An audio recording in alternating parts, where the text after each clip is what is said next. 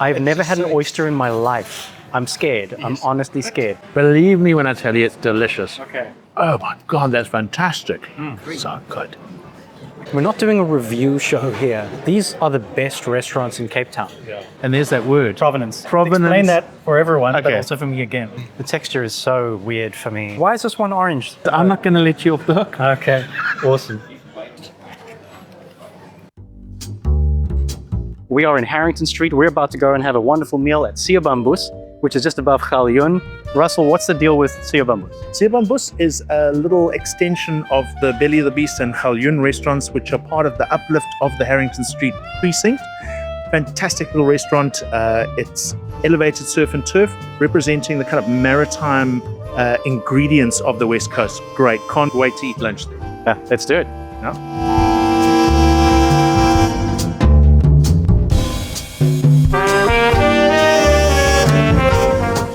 Anuschka Horn and Neil Swart are the minds behind Belly of the Beast. And it's really kind of investigating their own kind of cultural heritage, right? Being Afrikaans, living in the West Coast, and they go there in their cooking. And it's a set menu. Kind of intimidating, like you don't know what you're getting. You don't know what you're getting, but you have to trust that you're going to get something delicious because these are two highly accomplished chefs. Everything's so carefully sourced. It's like they get lamb from Priska, and they know the farmer, and they know what the lamb is eating. And there's that word. Provenance. Provenance. Okay, right. Provenance. Explain that for everyone, but Okay. also for me again. Provenance means how it's sourced, how it's raised, where it comes from. Right. So it's a very like a catchphrasey thing. Who made the cheese? How did they make it? Did they use an ancient craft? Did they kind of, make the containers out of wood from an old ship themselves? Right. This kind of the That's story. provenance. What's the story but also behind the sustainability to a degree. So it plays into sustainability. It plays into the ethical treatment of livestock. It's Right. all that sort of stuff. What's a Seebamboes mean? So there we go. Seebamboes is a kind of seaweed that grows in the coastal forests off our Is it coast. sea bamboo? Is that Sea bamboo. Oh, wow, okay. Effectively, it's a tubular seaweed. Okay. They've kind of gone a little bit more extreme than just a set menu in that you'd never know what you're going to get. Whatever's coming in from their foragers, their fishmongers, the fishermen who are catching on line on that day, they're turning into today's menu. Right. Feels like a high stakes, high pressure way to run a restaurant. Like you need a lot of self-confidence that you're going to be able to make it, that you're going to get the stuff you need. Absolutely. And I mean, I do take my hat off because back in the days when we were restaurateurs, my wife and I would go and source ingredients and we put it on the table and she'd look at it and say, how do you make a menu from this? Right. And we'd run that menu for the week. Yeah. Which is not quite as intimidating as seeing what comes in from the suppliers and then looking at it each day and developing a menu. I'm hoping for a lot of really disgusting stuff for you. Yeah. Like crab brains. So let's talk about that. Okay, so I am picky is what some people would call me. I don't generally eat crustaceans. I don't eat oysters. My old rule used to be nothing that looks like the animal it was before it arrives. I know. Oh, nothing with a face. I'm nothing with a face. I'm a voice. And I acknowledge that. And part of this whole experience for me is like expanding those horizons, trying new things and getting over some of that. Because I know that I'm just like not open to a whole world of tastes and flavors and textures that are out there that people around the world enjoy. So if you've got fimies, the Afrikaans word for having like chills. Trolls. Okay. So if you've got fimies about any ingredients, you've chosen the right guy to guide you because I'm not going to let you off the hook. Okay. Awesome. It's our first one. Cheers.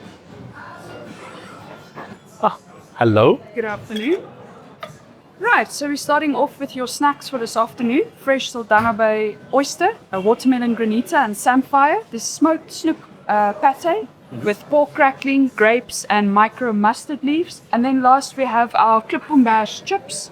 This is our local nori seaweed. Yes. It was harvested yesterday mid-afternoon, high tide, in very windy conditions. We bake it and then it's just lightly salted, also just to enjoy with your hands. Okay. Thank you. Dude, this is episode 1. Yeah. I've never had an oyster in my life. I'm scared. I'm honestly scared. Okay, here we go.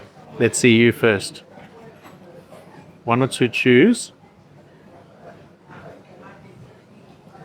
Jonathan, you didn't gag. That's fantastic. The texture is so weird for me. I mean, it is proper like jelly with resistance. Yeah. I gotta have some wine. I gotta be honest. So what I want to say is that at first I was like, oh no, the watermelon has overpowered the ocean flavor of the oyster. Yeah. But then you get hit by the watermelon first, and then then that saltiness comes through. Yeah. Fantastic. And also the nice little bit of texture from the samphire was fantastic. Very nice. Wow. I say very nice, but I mean it's very challenging. Very And I need challenging. some therapy after that, to be honest. You don't need therapy. You just need a kind Practice. touch. I need to put in the reps. Okay. Listen, I think this one's going to be easier Snook, because look, I heard pork this is crackling and I'm pork sold. crackling Right. with the smoked snook. Okay.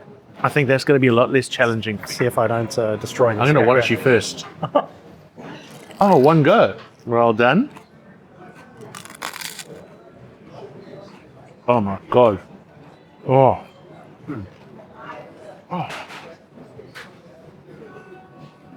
That's delicious. Oh my God, that's fantastic. And That this was just just broke apart. so. Yeah. And snook pâté. Gotta be honest, first time. Right, I'm into this. Yeah, I'm ready It's for like this. every kind of nori or seaweed that you have in a sushi restaurant, I think in general, has traveled a long way. It's been dried and kept in a bag for months. Would be- The yeah. fact that this was harvested yesterday is insane. Oh. Yummy. That's delicious. Well, just disappears, you know. It's not like eating chips at all. It wasn't too long ago where the idea of eating seaweed was just like, what? What are you talking about? Yeah. Oh, here's a next course. Right, so here we have your pizza pocket for this afternoon. It is filled with a lamb mince from Frankie Fenner. Then we have our tzatziki, and then our Seebamboes noodles. Oh, that's interesting. Very vinegary, but there's like an umami to it. But I think that's very accessible. So for me, this feels like taste what you can. Oh, okay. Right, I'm going in for the we're pita going here. in, yeah. Let's do it. It's a bit hot for me to do with the I don't hands, care. so I'm going to go Burn knife me. and fork. You notice that I'm a lefty. Oh, me too. Knife Really? and fork. Yeah. Oh, we discovered things about each other. Oh, That's amazing. And what's amazing about it for me is that lamb in pitas often gets dry, yeah. and that is just like so sumptuous. Perfect. And also, there's so much lamb in there. It's like meaty as hell. Yeah. You don't think that they're padding it up because we're celebrities? No. No, I don't think they are. Perhaps they recognize me from several covers of GQ. Right? That guy was on Men's Health in January 2023. So good. Delicious. Here we go. We've got our very special dive involved. We've got a 21-day aged Frankie Fenner rump in there. And we've got a selection of different mushrooms. We have the baked Klipbombaers seaweed again. We have baked sea lettuce. We also have the rack of the sea asparagus. That's the twig-like shapes that you see. And then last but most definitely not least, we have the Dune spinach, which is an indigenous plant that grows on our dunes all along the coast. Adél's going to add a seaweed and beef broth to your bowl now. The seaweeds Amazing. used in this broth are tongueweed, hedgehog seaweed, slippery orbit, which is a very slippery seaweed you guys never want to step on. And then you have the Klipbombaers in there as well, and then of course the Seebamboes. And then please make sure to wrap your hands around the bowl and often drink from the bowl to steam with all the wonderful aromas can reach you as well. Amazing. Thank you But so much. already the aromas, it's unbelievable. I mean, chopstick you up there, bro. Yeah, thanks, mate. So here we go with the. These are little leaves that after the flowers Yeah, finish yeah. flowering. I imagine because they don't have the energy to do both at the same time, so they go flowers first. Maybe, yeah.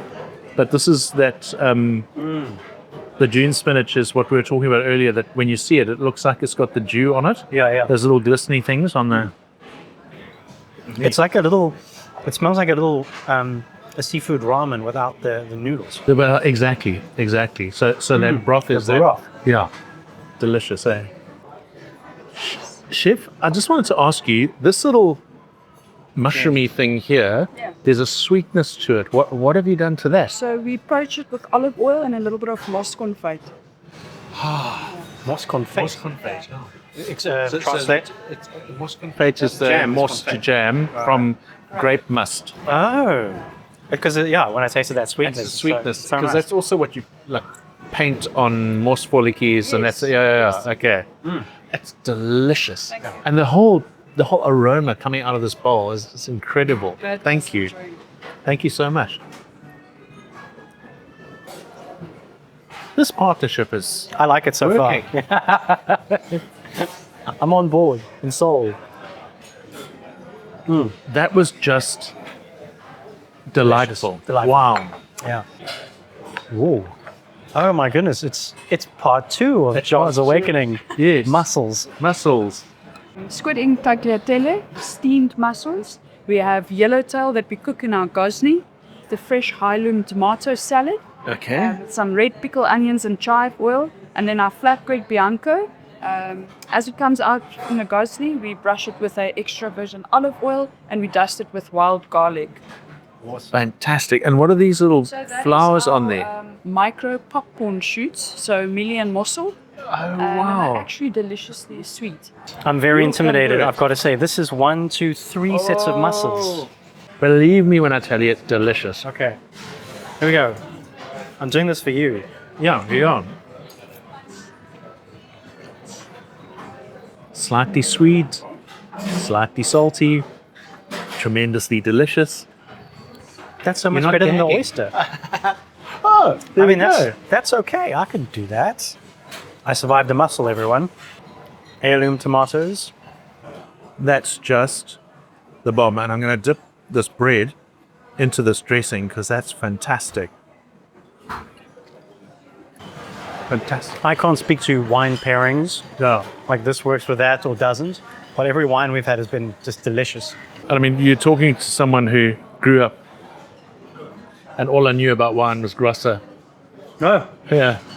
Yeah, the laughing, eating, talking, singing, puking, fighting, drink. Fighting, drink, yes. All right, guys, next up, your cheese course. That's an Italian-style cheese that is semi-fatty, semi-hard. The Meaderwood, that's a semi-hard Gouda-style cheese with some cumin seeds running through it. And then over here, we've got the St. Grantis of Assisi as a French-style cheese with some ash running through it. Yeah. Ground red crackers with toasted pumpkin and sunflower seeds. Macatan, indigenous wild watermelon that grows in the very dry areas of our country. Amazing. Thank you so much.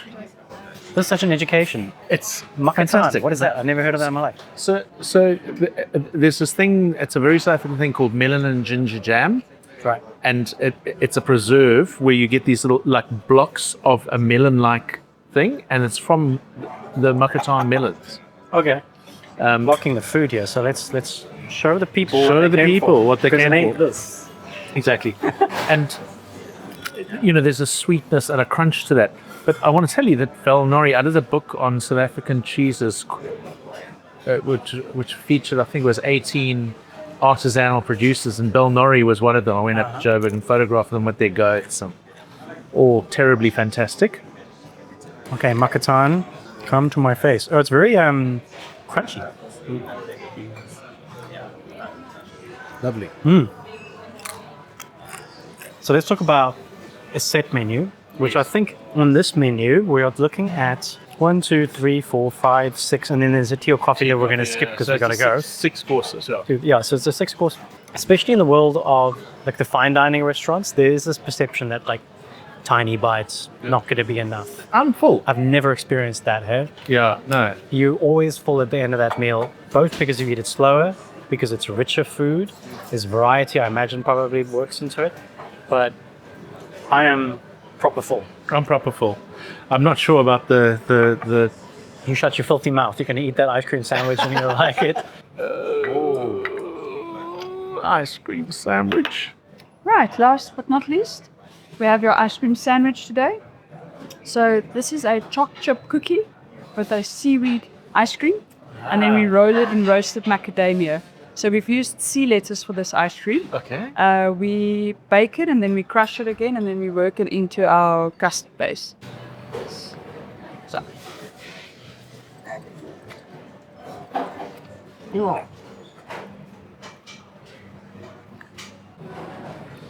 I'm getting like a mazy Maizy vibe from it. Mealies. Mealies, yeah, that's what I'm saying. Yeah. You know, with like an overtone of what definitely feels like more like a seaweed flavor. The biscuit is great. Biscuit is fantastic. This is such a great experience. I mean, it's like what I'm eating is delicious, but I have no idea what it is. Do you know what I mean? It's like, This has got to be 1,000 calories. oh man. Well, listen, I think at this stage we should probably wrap. Thanks so much for joining us. This is the first of a number of explorations of the Cape Town dining scene. Thank you for joining us. Yeah, it was an amazing experience. Thank you. And for context, their lunch seating is 650 Rand for the tasting platter. 650, that's right. And this has been an incredibly enjoyable meal. There's everything about this. It's been like exploration. It's been like being strandlopers and walking down the coast trying to find something to eat. Also, thank you to the team and the crew, the kitchen crew at Seebamboes, and to Anuschka Horn and Neil Swart for making this possible. Adél and Liebet, what an absolutely amazing experience. Thank you all. They're in 99 Harrington Street, above Dune, and can't recommend it enough. I'm going to have to bring my wife here. I'm going to have to buy more expensive wines in my life. This is a debt-making machine that we've created. Exactly. No. Cheers. Cheers.